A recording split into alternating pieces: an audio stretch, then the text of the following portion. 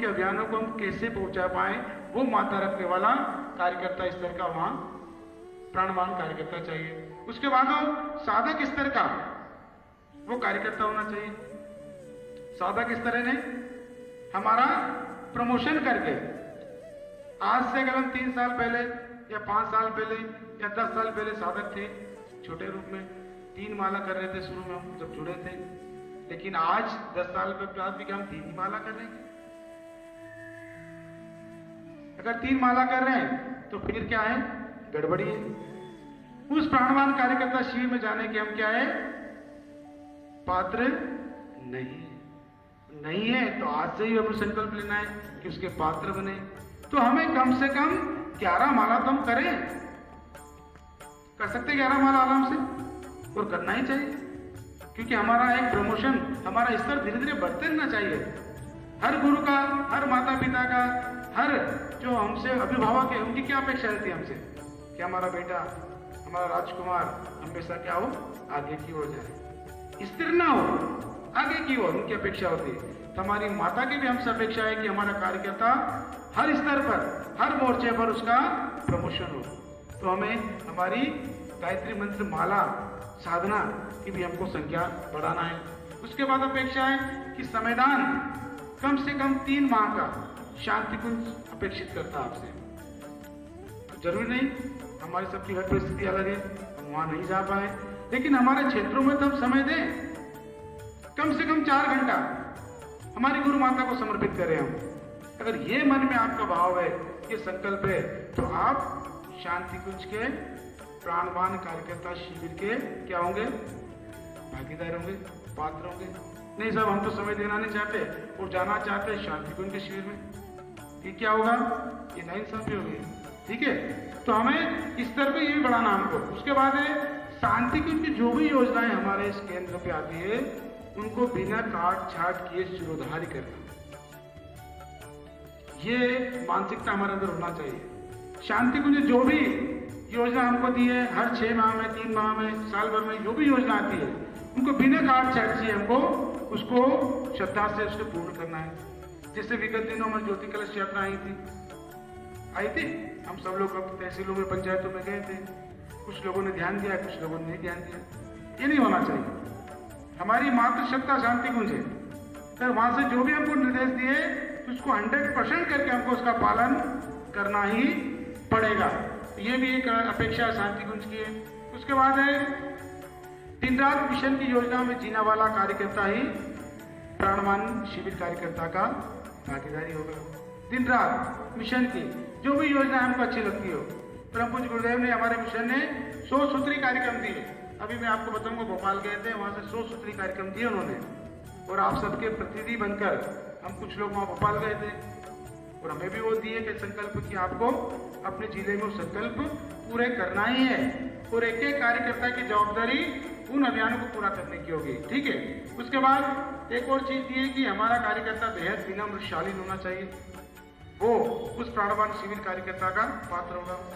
हर angle पर, हर परिस्थिति पर, कुछ भी हो जाए, हमारी विनम्रता, हमारी सादगी और हमारा समन्वय हर ग्रुप में बेहतर होना चाहिए। तो ये सारे गुण जब तक हमारे अंदर नहीं आएंगे, हम शांति कुंज में जो होने जा रहा है 20 से 23 जनवरी में सक्रिय प्राणवान कार्यकर्ता, उसके पात्र नहीं बनेंगे। ये छोटी छोटी चीजें हम सबको ध्यान रखना है। एक चीज और है, शांति कुंज की अपेक्षा है कि हमारा जो कार्यकर्ता हो, हर किसी के पास एक अभियान होना चाहिए। अभियान होगा तो क्या होगा, मन में कुछ मंथन होगा। अगर मन में कुछ चलेगा, उसे पूरा करने का क्रियान्वयन होगा। अगर हमारे पास कोई अभियान ही नहीं है किसी काम करने का, तो हम क्या काम करेंगे? आकलन करें, चिंता करें। अगर शक्तिपीठ भी हम आ गए, विद्यापीठ भी आ गए, और हमारे पास कुछ काम नहीं है, तो हमारा आना सार्थक होगा क्या? नहीं होगा। किसी कंपनी में जाके देखें आप, हर डिपार्टमेंट अलग अलग बना होता है। अकाउंट का काम अलग है, क्वालिटी वाला काम अलग करता है, प्रोडक्शन वाला काम होता है, सब करते रहते हैं। कोई खाली बैठता है क्या? कोई नहीं बैठता, क्योंकि उनके पास जिम्मेदारी है, वो उनके पास वो काम है, उनके पास करने का तरीका है, तो फ्री नहीं है। लेकिन हमारे पास कोई योजना नहीं है, हमारे पास कोई अभियान नहीं है, हम किसी मंडल से नहीं जुड़े। बड़ी आश्चर्य वाली बात है।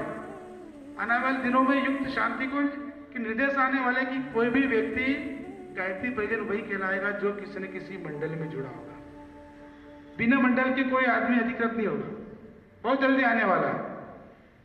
तो हमारा प्रयास भी हो कि हमारे भी शक्तिपीठ प्रज्ञापीठ पे ग्रामीण क्षेत्रों में कई मंडल बने।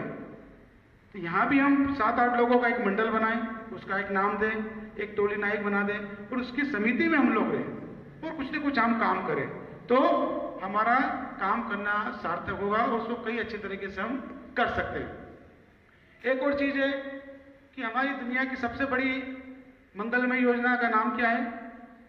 क्या है? युग निर्माण योजना। और युग निर्माण योजना के हम क्या है? सजन सैनिक है। और सजन सैनिक का काम क्या होता है? काम करना होता है। वो सैनिक का तो क्या है? युद्ध करना, लेकिन हमारा काम क्या है? युग निर्माण करना। ज्ञान एक की ज्योति जलाने, ये क्या है? ये हमारा काम है। फिर से बोलो, ज्ञान एक की ज्योति जलाने हम घर घर जाएंगे, ये हमारा काम है। हर पल हर समय हमारे चिंतन में होना चाहिए। एक चीज और हमको करना चाहिए, आत्मबोध तत्वबोध की साधना हर गायत्री साधक को अनिवार्य रूप से करना चाहिए। ये क्या होती है? जब सुबह हम उठते हैं प्रातःकाल, भगवान से प्रार्थना करें कि भगवान आपका दिया हुआ आज का दिन 24 घंटे का समय मेरे लिए और इससे मैं बहुत बेहतर से बेहतर करने का प्रयास करूंगा। आज ऐसा कुछ नहीं करूंगा जिससे किसी का मन दुखे, किसी को बुरा लगे, किसी को परेशानी आए।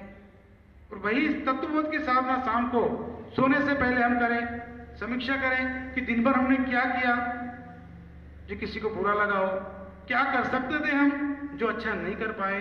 तो ये तत्वबोध आत्मबोध की साधना भी हमारे कार्यकर्ता के लिए बहुत जरूरी है, अनिवार्य रूप से हमको करना चाहिए।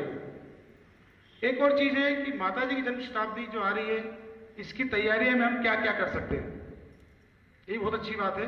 शांति कुंज की अपेक्षा है कि ज्ञान घट रखे आप सामने। अभी हम पिछले दिनों कन्नौज गए थे, शक्तिपीठ में गोष्ठी थी, तो बहुत अच्छा संकल्प उनका निभल के आया। उन्होंने 15 लाख का संकल्प लिया कन्नौज शक्तिपीठ की तरफ से मातृ शताब्दी शांति कुंज देने की। बहुत बड़ा संकल्प है, छोटी शाखा है लेकिन उत्साह गजब का उनके अंदर। उन्होंने क्या किया, ऐसे 240 ज्ञान घट ले लिए उन्होंने। कितने? 240। और 10 रुपए रोज डालने के हिसाब से उन्होंने प्लान किया। 10 रुपए के हिसाब से एक महीने में कितने हो गए? 300 महीने, साल भर में कितने हो जाएंगे? 3600। बहुत आराम से दे सकते हैं। तो ऐसे 240 अन्न घट से उनके करीब 7 लाख के आसपास इकट्ठे हो गए और उन्होंने कार्यक्रम में तुरंत घोषणा करी और 2.5-3 लाख रुपए निकल ली। तो बहुत आसानी से 11 लाख का उनका संकल्प बिल्कुल सहज दिखा। ऐसे प्रकल्प हम हमारे शक्ति पे भी रखे हों, ये ज्ञान घट आ जाएंगे संख्या में। यहाँ जितने भी आए मान के चलो कि हम सब सुप्रीम है, सब एक क्रीम की तरह है, जनरल नहीं है, हम विशेष है। और विशेष काम के लिए हम यहाँ पर आए हैं और अच्छे अच्छे संकल्प लेके जाना है। और एक ज्ञान घट के भी संकल्प आपको लेके जाना है। कम से कम एक परिजन 5 ज्ञान घट ले जाए, अपने आसपास, अपने पड़ोस में, स्वयं के घर। तो ऐसे अगर हम ज्ञान घट के माध्यम से भी कुछ कलेक्शन करना चाहें तो बहुत बड़ी संख्या में आराम से सहजता से कर सकते हैं। उसके बाद है मातृ शताब्दी में हम परिवार में एक और अच्छा कर सकते हैं कि अस्वाद भोजन का जो क्रम रहता है शताब्दी वर्ष में, उनकी याद में माता जी की अस्वाद भोजन करें या पूरे परिवार एक दिन व्रत रखें और व्रत का जो पैसा बच रहा भोजन का, वो भोजन का पैसा बचाकर हम कहाँ लगाएंगे? हमारी मातृ शताब्दी में। ये भी क्रम आप कर सकते हैं। उसके बाद है शताब्दी वर्ष में कई बार ऐसा होता है कि जन्म दिवस, विवाह दिवस सब परिवार में मनाते हैं, तो हम कहीं होटल पे खाना खाना जाते हैं बाहर का, तो वो बिल्कुल नहीं होना चाहिए। फैशन की चीजें हम कम से कम करें शताब्दी वर्ष में, महंगी चीजें का शौक दूर करें। घर पर जो निर्माण कार्य बड़े बड़े चल रहे हैं उसको कुछ समय के लिए कम करें और ज्यादा से ज्यादा हो सके हमारी गुरु माता की शताब्दी महोत्सव में कुछ कलेक्शन हमारी ओर से श्रद्धांजलि स्वरूप हम वहाँ दक्षिणा में भेंट कर सके, ये प्रयास हम सबका होना चाहिए। एक कवि ने बहुत अच्छी बात कही है कि हंगामा खड़ा करना मेरा मकसद नहीं है, ख्वाहिश से बस्ती की दशा सुधरनी चाहिए। तो युग तीर्थ शांति कुंज की अपेक्षा, शक्तिपीठ की, प्रज्ञापीठ की अपेक्षा भी यही है कि अभी जन्म शताब्दी का महोत्सव चल रहा है, हम सब प्रयास करें, नव सजन की जो आग है हर किसी के दिल में लगाए। अभी उत्तर प्रदेश में एक बहुत बड़ा संकल्प हुआ है कि वहां लोग शांति कुंज में गए थे और 1 करोड़ देव परिवार बनाने का संकल्प लिया उन्होंने। कितना? 1 करोड़। कितना बड़ा काम किया। वो कैसे होगा? उन्होंने बहुत अच्छी प्लानिंग करी कि एक व्यक्ति 24 घरों का संकल्प ले कि 24 घरों को वर्ष भर में देव परिवार बनाएगा। क्या करना उसमें? एक व्यक्ति केवल 24 घरों को चयनित करे, उन 24 घरों का ही ध्यान रखना उसे, उन 24 घरों में यज्ञ करे, उन 24 घरों में तुलसी रोपण करे, उन 24 घरों में ध्यान रखे कि कौन नशा करता है, कौन नशा नहीं करता, उसका ध्यान रखे, उन 24 घरों में दीप यज्ञ करें, उनके जन्म दिवस, विवाह दिवस संस्कार मनाए पद्धति से। तो ये क्रम है, नशा मुक्ति की ध्यान रखें। और जो भी प्रकल्प हमारे 16 संस्कार है, 16 अभियान है, उन परिवार में चला है। इससे क्या हो जाएगा? उनका परिवार देव परिवार बन जाएगा। तो ये हमारे लिए अनुकरणीय है। जो भी बातें, जो भी अभियान कहीं से बाहर निकल के आते हैं, तो हम सब मंथन करें, चिंतन करें कि हम भी परम पूज्य गुरुदेव के एक स्पेशल बेटे हैं। हम सबका भी बड़ा दायित्व है। हम सब यहां से जाएंगे तो कुछ न कुछ अच्छे संकल्प लेकर ही जाएंगे। अब मैं आपको, जो भोपाल हम गए थे, पूरे जिले के जो संकल्प अभियान वाइज हमको दिए गए थे वे बताना चाहूंगा। तो नोट करें सब लोग कि हम क्या क्या अपने स्तर पर कर सकते हैं। प्रज्ञापीठ स्तर पे, शक्तिपीठ स्तर पे और व्यक्तिगत स्तर पे भी क्या कर सकते हैं हम। अभी तक तो आपने 100 सूत्री कार्यक्रम सुने ही नहीं होंगे, लेकिन आज सुनने को मिल रहे हैं। पूरे जिले से बताना चाहूंगा कि एक हमारा होता है युवा जोड़ो अभियान। कौन सा होता है? युवा जोड़ो अभियान। इसमें कुछ संकल्प हमको दिए हैं, जैसे पूरे जिले भर में युवा संगोष्ठी आयोजित करना। पूरे जिले में युवाओं की संगोष्ठी आयोजित करना। कितनी करना है? 21 संख्या। इसमें कितनी करना है? 21। तो अपने देवास में कितनी शक्तिपीठ है? 10 शक्तिपीठ है मान के चलो। 2-2 आराम से कर सकते हैं हम, 2-2 शिविर तो कर सकते हैं आराम से। तो 2 युवा संगोष्ठी हमको बड़े स्तर पर हमारे शक्तिपीठ पे, हमारे प्रज्ञापीठ पे या हमारे चेतना केंद्र पे हमको करना है। और इसमें क्या कर सकते हैं हम? आप अपना सुझाव भी दे सकते हैं। तो 21 गोष्ठियों का संकल्प हम लेकर आए हैं, जो आप सबके प्रतिनिधि के रूप में गए थे और आप सबके सहयोग से ही पूरे होंगे। उसके बाद है शक्तिपीठों पर रविवारी पीडीसी व्यक्तित्व परिष्कार की कक्षाओं का आयोजन करना। इसकी 8 संख्या देके आए, तो कम से कम एक शक्तिपीठ पे, एक प्रज्ञापीठ पे एक कक्षा हमको अनिवार्य रूप से करना है। इसके बाद है 1 दिवसीय युवा चेतना शिविरों की संख्या। ये भी हम 8 देके आए कि 8 कम से कम युवा चेतना शिविर हमारे पूरे जिले में लगे। तो एक हमारे यहाँ हो जाएगा, एक प्रज्ञापीठ पे हो जाएगा, एक शिरुला पे हो जाएगा।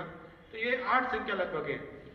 उसके बाद है 3 दिवसीय युवा चेतना शिविरों का आयोजन करना, एक बड़े स्तर पर, जिसे युग सचेता बोलते हैं। एक बड़ा कार्यक्रम होता है जो पूरे आसपास के उपजोन के हिसाब से होता है। तो इसकी संख्या हम 1 दे के आए, तो हम जिले में 1 इसको करेंगे विधिवत तरीके से। इसके बाद है जिले में 100 सुपर युवाओं का निर्माण करना, पूरे जिले से 100 या 50, तो हम 100 युवाओं का एक दे के आए। उन युवाओं का एक ग्रुप तैयार करना है और उनको शांति कुंज भेजना है, उन्हें शक्तिपीठों पे गतिविधियों से जोड़ना है और मिशन की जो भी गतिविधियां हैं उनमें उनको लगाने का है।